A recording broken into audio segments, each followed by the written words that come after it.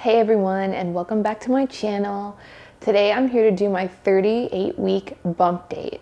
Please give this video a thumbs up and hit the subscribe button if you can relate to anything that I'm going through, or if you just like to share in my experiences with me. I'd love to have you guys. So this week I haven't experienced any new symptoms, just kind of a continuation of my old symptoms and an increase in frequency or intensity in some of my symptoms, or I've experienced symptoms go away. For instance, I've noticed this week I haven't really had any Braxton Hicks contractions.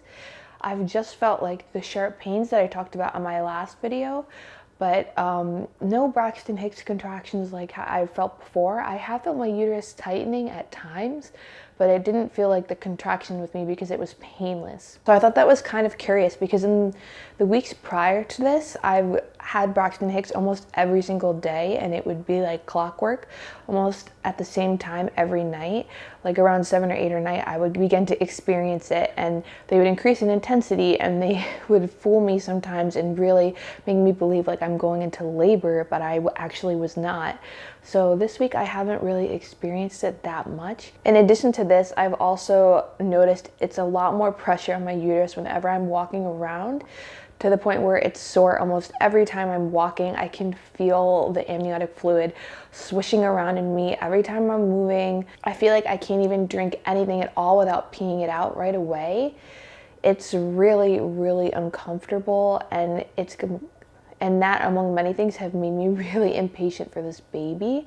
I feel like I've been pregnant for like a year already, and I'm really starting to get this nagging feeling that I really want the baby to come out. And not only do I want to meet him and, you know, have him here already, but some of these symptoms are getting to be way too much, and I don't even really feel like myself anymore. The pain, the pressure, the uncomfortability, the lack of self-esteem, like it's all building up, and it's making me very emotional. So this week at my doctor's visit, they did check me, and everything was fine. My vital signs were good, and they did do an internal exam, and they still told me I'm only 1 centimeter dilated.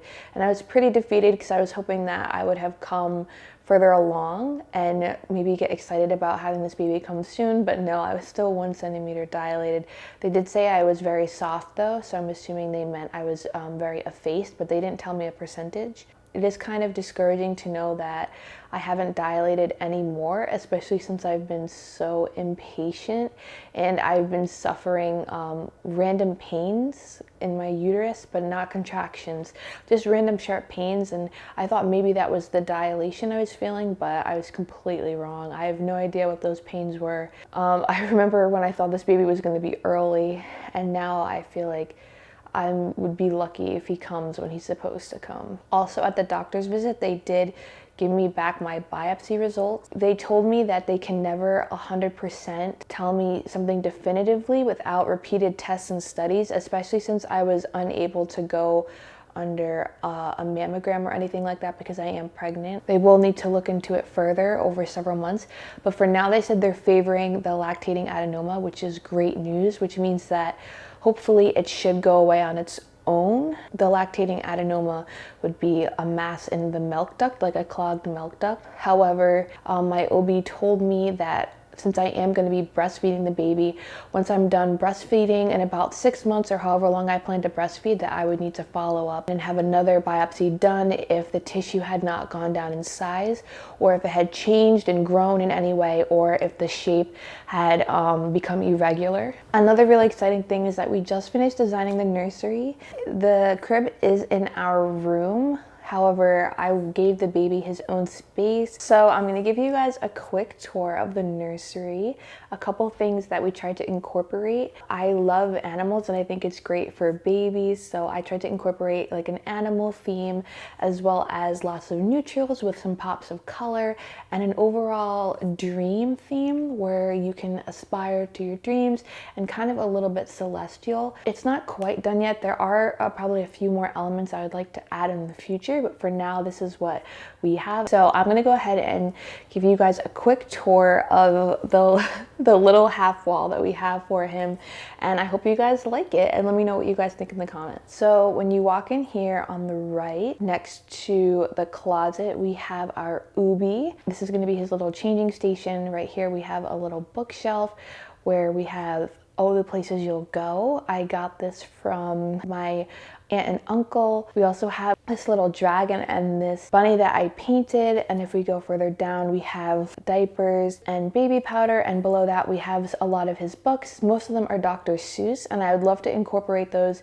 as well. This crib that we have we got from Kohl's is a 4-in-1 crib. It's a convertible crib, and it also has a changing table, drawers, and shelves on the side. So in the top shelf I just have wipes, and then the next shelf I have burp cloths, and then the bottom shelf I have blankets for him. And then in the drawers for right now I just have clothes. And then in here we have this cute little crib sheet with this little koala bear, as well as this hand knit blanket that my mom made. And we actually do have a few different bedding sets. So this is one of ours. It's the animal theme, and we have another one that's Oh, the Places You'll Go from Dr. Seuss. So you'll probably see that transitioned in there a few times. And then on the wall we have a little giraffe and a little elephant cutout, as well as some shelves that I painted, some fun colors. We have a little Dr. Seuss book, ABCs, as well as a little cute little elephant stuffed animal, a cute little card that says dream on it that my mom painted. And I really love this, how whimsical it is. It really ties in the whimsical and animal theme, and just overall very fun. And then we have this picture frame that I also painted, and then this letter J for our baby. And it is pretty small, but I'm glad that he has his own little space, and I'm really excited to see him in the space, and hopefully when we move out later on we will get to expand and add more stuff. Thank you guys so much for watching. That's all I have for you guys today. Please hit the red subscribe button and give this video a thumbs up if you enjoyed. I would love to have you guys join me, and I'd love to hear in the comments about your nursery and the designs you incorporated, and I would love to hear about your symptoms. So please leave them in the comments below, and I'll see you guys next time. Thank you guys so much for watching. Bye.